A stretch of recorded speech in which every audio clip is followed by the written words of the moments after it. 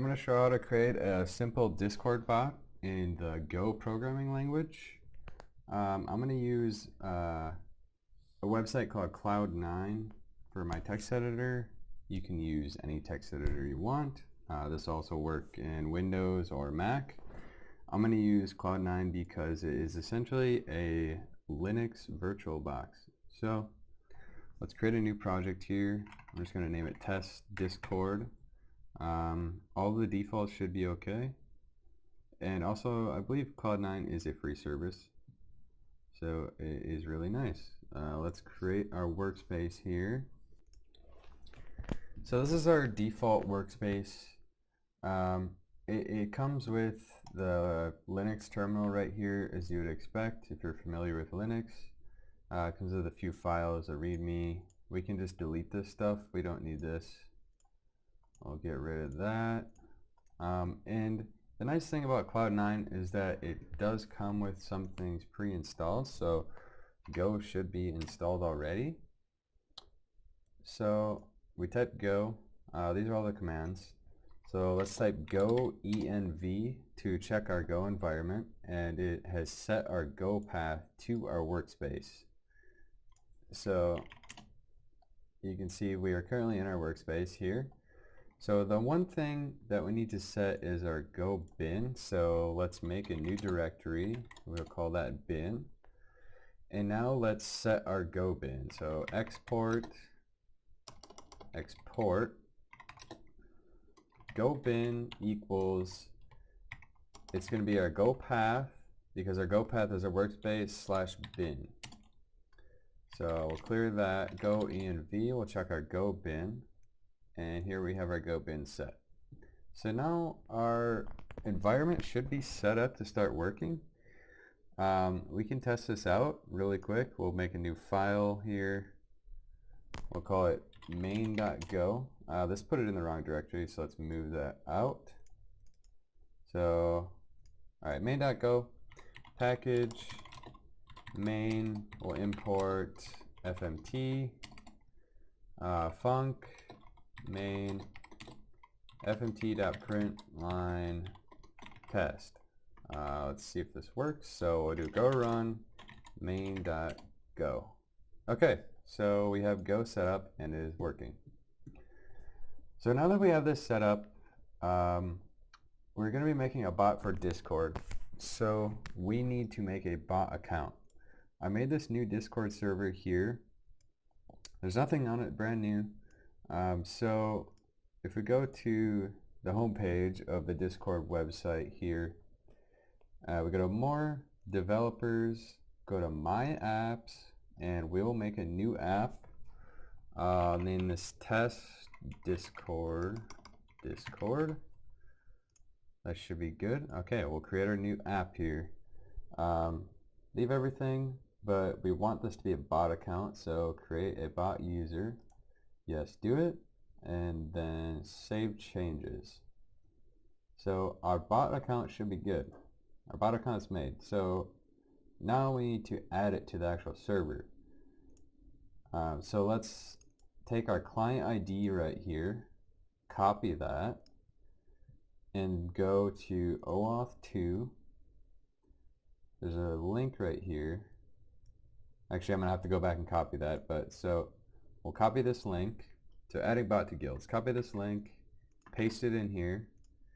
We have to go back to my apps, the one that we just made, copy our client ID again, paste that in here, and then I'm going to remove the permissions because I just want to grant my bot all of the permissions. I'm not sure exactly what that permissions parameter does, but this is just a test bot.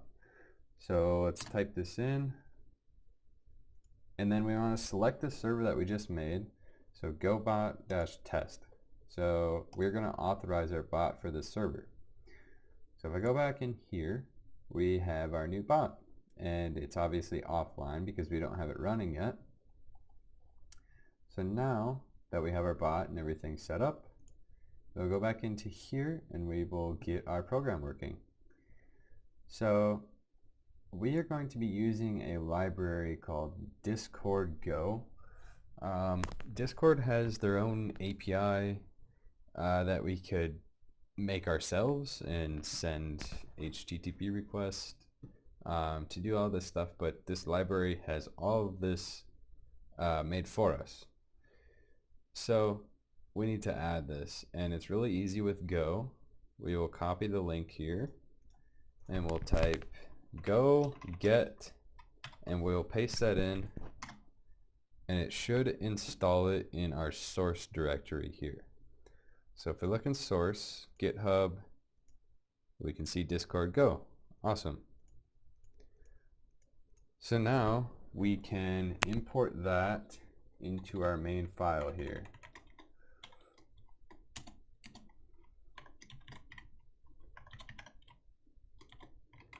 So we need FMT, and we also need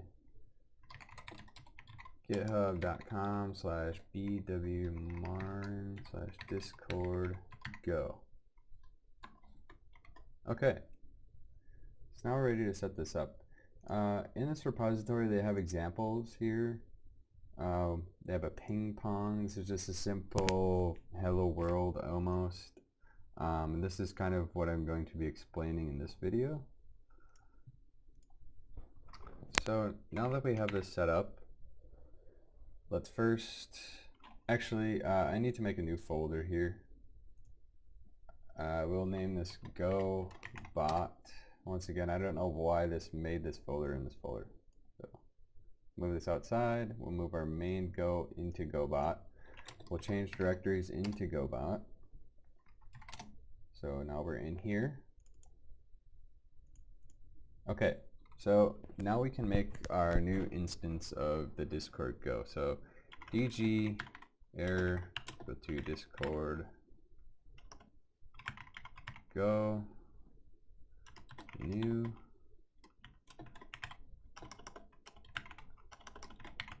bot plus our token.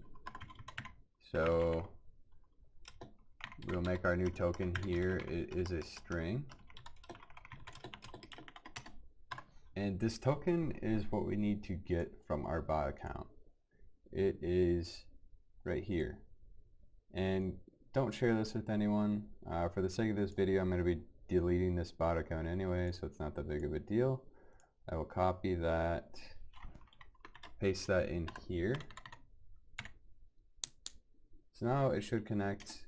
We want to check for errors though. If our error exists, we want to print out the error.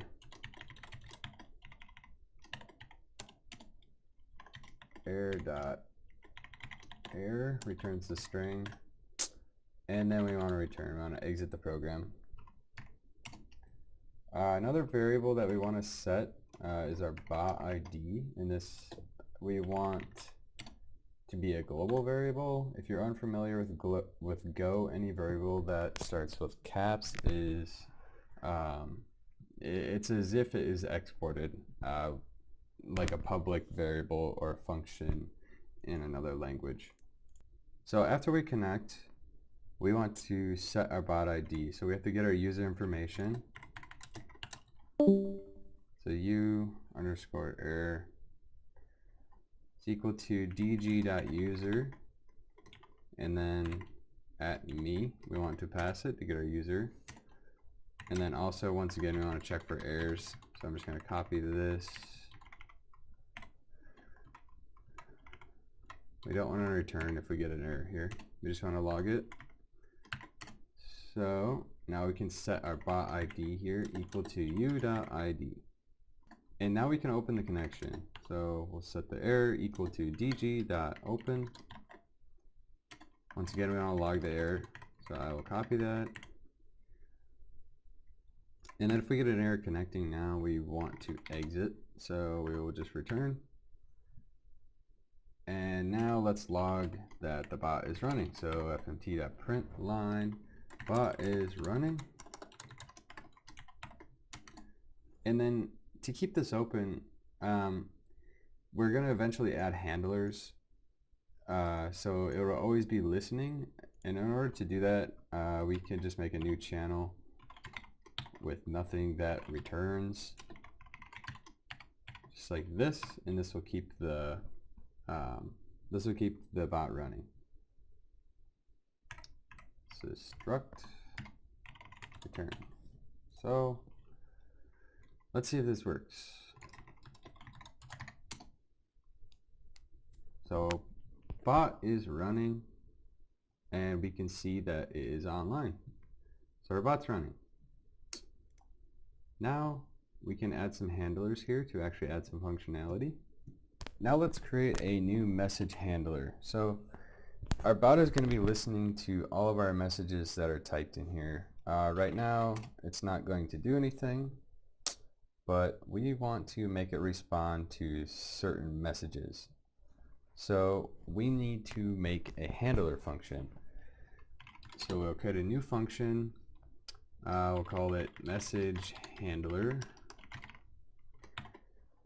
And then this takes in a Discord session and a Discord, a message object.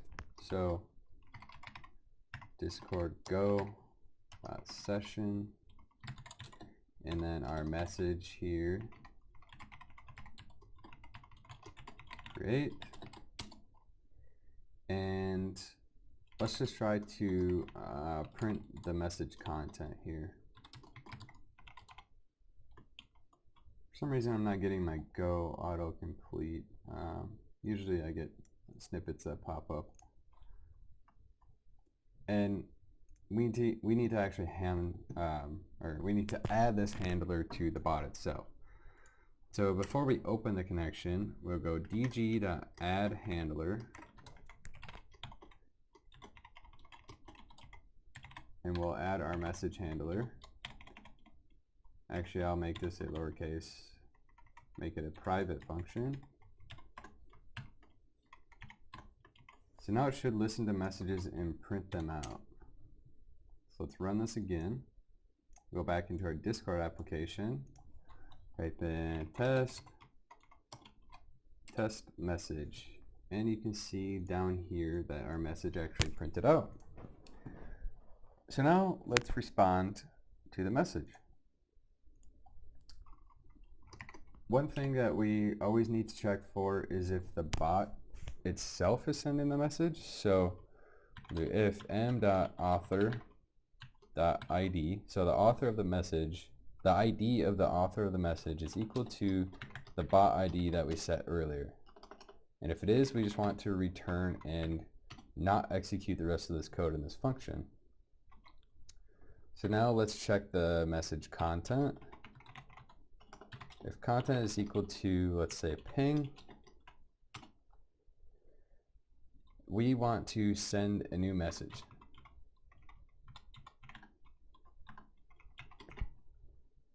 So we don't want to return anything. We'll do s.channel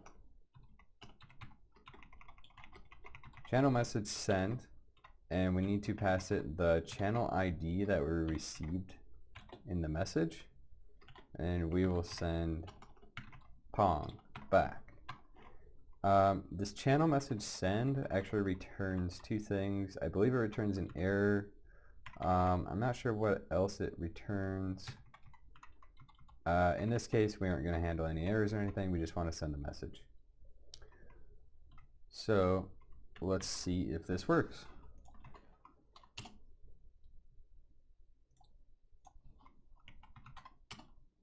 Ping, and we get a pong back from the test Discord bot. Some interesting things here that you should be aware of. So if you go to user settings and appearance, you want to turn on developer mode, and this will allow us to get the IDs of these channels, also users. Pretty much everything has an ID in Discord. So let's say we want to, if we make a new channel, call it test, we'll copy ID of the test channel, and so instead of taking the ID that the message is received from, let's just send it straight to this channel. So let's try this quick. So I'm in general, I'll type ping, and now if I look in the test channel, it actually replied in here. So that's how we do that. But in this case, we usually want to reply where the message is received. So that's how to set up a very simple Discord bot with Go. In future videos, I plan on doing more complex stuff, like actually joining the channel with the bot and playing audio clips, and all of this will be structured in a better format. We don't want the client token or the bot token to be hard coded in, so we'll have a configuration file and we'll add certain commands with command strings. So for example, like exclamation mark, and we'll do like play sound, and then we'll send the sound back. We'll join the channel, we'll send the sound back, things like that. So if you want to see that, feel free to leave any comments. If you have any questions, I'll try to get back to them. Thanks for watching.